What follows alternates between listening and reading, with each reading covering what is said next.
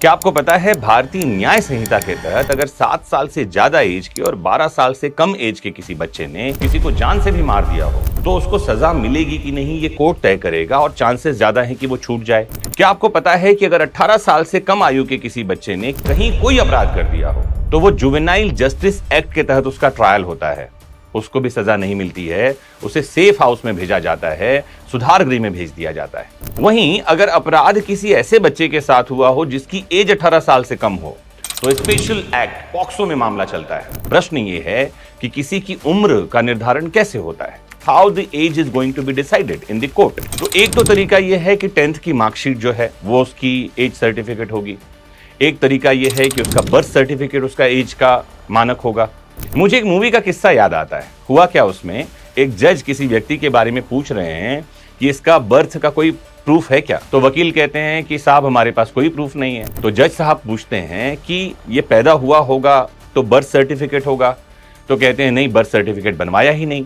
तो कहते हैं अरे हॉस्पिटल में पैदा हुआ होगा, डिस्चार्ज कार्ड तो मिला होगा। तो वो कहते हैं नहीं ये तो गांव के घर में पैदा हुआ था, दाई ने इसको जन्म दिलाया था। बोले कोई बात नहीं, स्कूल गया होगा, स्कूल लिविंग सर्टिफिकेट तो होगा। तो वकील साहब कहते हैं साहब घर और स्कूल के बीच में नदी थी तो ये स्कूल नहीं जा पाता था। तो जज कहते हैं अरे क्यों नहीं जा पाता था, तैर के चला जाता। तो वकील साहब कहते हैं क्योंकि नदी सूखी हुई थी।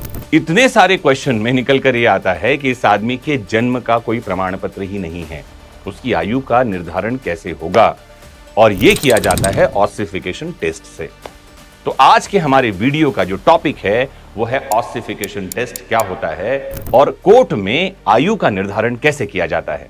जुड़ जाइए दोस्तों, क्योंकि आज मैं आपको एक जटिल साइंटिफिक टेक्निक जो है उसको आसान शब्दों में समझाने जा रहा हूं। मैं हूं आपका मित्र एमजे और आप जुड़ गए हैं अपनी फेवरेट प्लेटफॉर्म वैदिक शिक्षा से। आइए शुरू करते हैं।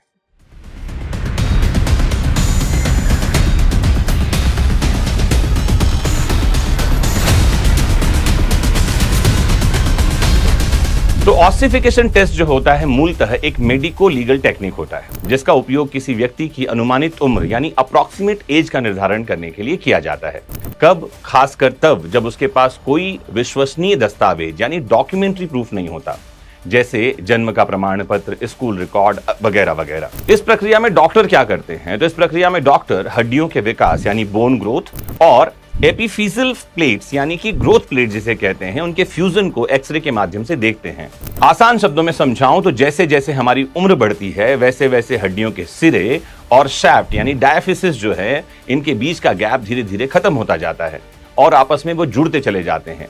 इसे फ्यूजन कहा जाता है और इस फ्यूजन का एक सामान्य समय क्रम यानी टाइमलाइन होता है जिसके आधार पर फॉरेंसिक एक्सपर्ट जो है किसी व्यक्ति की उम्र का अनुमान लगाते हैं। हालांकि ध्यान रखना यह जरूरी है कि एग्जैक्ट साइंस ये नहीं है बल्कि ये अप्रॉक्सीमेशन यानी कि अनुमान होता है जिसमें आमतौर पर +- 2 साल का अंतर होता है जिसे हम मार्जिनल एरर कहते हैं। भारतीय न्यायालयों में उम्र का निर्धारण करने के लिए ये जो है एक स्पष्ट सिद्धांत है जो लगातार विकसित हुआ है। सबसे पहले डॉक्यूमेंट्री एविडेंस को ही प्राथमिकता दी जाती थी।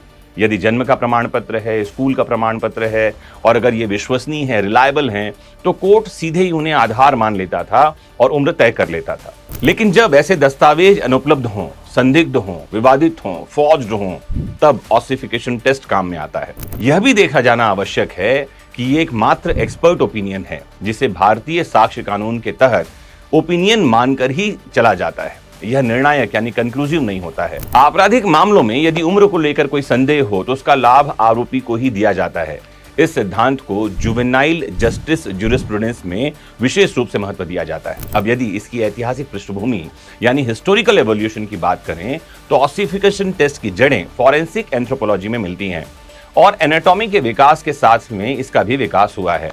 18th और 19th सेंचुरी में यूरोप के वैज्ञानिकों ने ह्यूमन स्केलेटन का अध्ययन करना शुरू किया था। फ्रांस के प्रसिद्ध शरीर रचनाविद जीन गैलन और बाद में जीन बैप्टाइज लैमार्क, इन लोगों ने इस समझ को विकसित किया कि हड्डियों का विकास उम्र के साथ एक निश्चित पैटर्न में होता जाता है। आगे चलकर 19th और 20th सेंचुरी में एक्सरे तकनीक की खोज हुई। 1895 में विल्हेम कॉनार्ड रोंटगेन ने इस क्षेत्र में क्रांतिकारी बदलाव ला दिया। अब बिना शरीर को काटे पीटे ही नॉन इन्वेजिव तकनीक से हड्डियों के अंदर के विकास को देखा जा सकता था और यही वो टर्निंग पॉइंट था जहां से ऑसिफिकेशन टेस्ट आधारित एज डिटर्मिनेशन एक वैज्ञानिक और न्यायिक उपकरण बन गया। भारत में इसकी आवश्यकता विशेष रूप से इसीलिए महसूस होती रही है क्योंकि यहां लंबे समय तक बर्थ रजिस्ट्रेशन होता ही नहीं था। आज भी बहुत सारे ऐसे माता पिता हैं जो बर्थ रजिस्ट्रेशन नहीं करवाते हैं, विशेषकर ग्रामीण क्षेत्रों में। कई मामलों में व्यक्ति की वास्तविक उम्र का कोई आधिकारिक रिकॉर्ड ही नहीं होता। Juvenile justice, rape, POCSO, marriage dispute और सर्विस मैटर्स मामलों में उम्र का डिटर्मिनेशन बहुत इंपॉर्टेंट हो जाता है। और जहां किसी व्यक्ति के मामले में उसकी एज ही मैटर इन इश्यू यानी विवाद का विषय हो जाती है, वहां ऑसिफिकेशन टेस्ट एक सहायक वैज्ञानिक साधन के रूप में काम में आता है। कुछ लैंडमार्क जजमेंट्स और उनकी कहानी भी समझते हैं, जिससे आपको ऑसिफिकेशन टेस्ट की इंपॉर्टेंस के बारे में पता चले। Jayamala versus home secretary government of J&K 1982 का मामला आपको जानना चाहिए। इस केस में याचिकाकर्ता की उम्र को लेकर विवाद था और सरकार ने ऑसिफिकेशन टेस्ट के आधार पर उसकी उम्र का निर्धारण करने की कोशिश की, लेकिन सुप्रीम कोर्ट ने गहराई से इस वैज्ञानिक प्रक्रिया को समझते हुए कहा कि ऑसिफिकेशन टेस्ट कोई एग्जैक्ट साइंस नहीं है, इसमें +-2 का अंतर होता है। और कोर्ट ने स्पष्ट किया कि केवल इस टेस्ट के आधार पर किसी की उम्र को निश्चित रूप से तय करना सही नहीं होगा। यह एक लैंडमार्क जजमेंट बन गया क्योंकि इसने पहली बार स्पष्ट रूप से ऑसिफिकेशन टेस्ट की लिमिटेशन को न्यायिक मान्यता दी। एक दूसरा इंपॉर्टेंट मामला अरनित दास वर्सेस स्टेट ऑफ बिहार का है। 2000 का मामला है ये। इस केस में प्रश्न यह था कि आरोपी जुवेनाइल है या नहीं। जुवेनाइल मतलब 18 साल से कम का। आरोपी ने दावा किया था कि वह अपराध करते समय नाबालिग था। कोर्ट के सामने स्कूल रिकॉर्ड और मेडिकल एविडेंस दोनों थे। सुप्रीम कोर्ट का यह कहना था कि यदि डॉक्यूमेंट्री एविडेंस अवेलेबल है और रिलायबल है तो उसे प्राथमिकता दी जाएगी, ऑसिफिकेशन टेस्ट को सेकेंडरी माना जाएगा। तीसरा एक मामला देखना चाहिए आपको, Ramdev Chauhan versus state of Assam 2001 का मामला है। यह गंभीर आपराधिक मामला था जिसमें आरोपी की उम्र को लेकर विवाद था। बचाव पक्ष ने तर्क दिया कि आरोपी नाबालिग है और ऑसिफिकेशन टेस्ट इसका समर्थन करता है, लेकिन कोर्ट ने कहा कि ऑसिफिकेशन टेस्ट केवल सहायक है, कोरोबोरेटिव है, संपोषक है। इसे अंतिम सत्य यानी फाइनल प्रूफ और कंक्लूसिव नहीं माना जा सकता। कोर्ट ने अन्य सर्कमस्टेंशियल एविडेंस को ध्यान में रखकर अपना निर्णय दिया। एक 2017 का आपको लेटेस्ट मामला भी जानना चाहिए। मुकर्रम versus state of Uttar Pradesh का मामला है ये। इस मामले में सुप्रीम कोर्ट ने फिर से इस बात को दोहराया कि ऑसिफिकेशन टेस्ट में वेरिएशन संभव है और इसे बहुत स्ट्रिक्ट तरीके से लागू नहीं किया जाना चाहिए।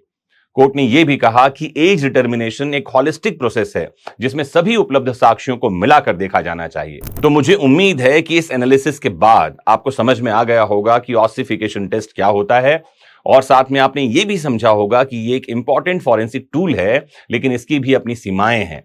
ये टेस्ट न्यायालय को एक साइंटिफिक गाइडेंस तो देता है, लेकिन अंतिम निर्णय हमेशा साक्ष्यों के समग्र मूल्यांकन यानी होलिस्टिक अप्रिशिएशन ऑफ एविडेंस पर ही आधारित होगा। तो आज यहीं रुकते हैं। मुझे बताइए कि आज का ये वीडियो आपको कैसा लगा? क्या आपके ज्ञान में कुछ वर्धन हुआ? Whether your knowledge is enhanced a little bit? अगर हां तो जरूर कमेंट बॉक्स में जुड़कर बताइए कि आप ऐसी ही वीडियोस की सीरीज देखना चाहते हैं। कुछ और आप जानना, सुनना, समझना चाहते हैं तो जरूर लिख भेजिए। और अगर कुछ नहीं तो जरूर ये बताइए कि आप भारत के कौन से हिस्से से आते हैं, ताकि हमको पता चलता रहे कि विधिक शिक्षा की ये मशाल जो हमने जलाई है, ये भारत के कौन से कोने तक, कहां तक अपनी रोशनी का प्रसार कर रही है। मोस्ट इंपॉर्टेंटली अपना खूब ख्याल रखना है आपको, क्योंकि आपका होना महत्वपूर्ण है। जुड़े रहिए। जय हिंद।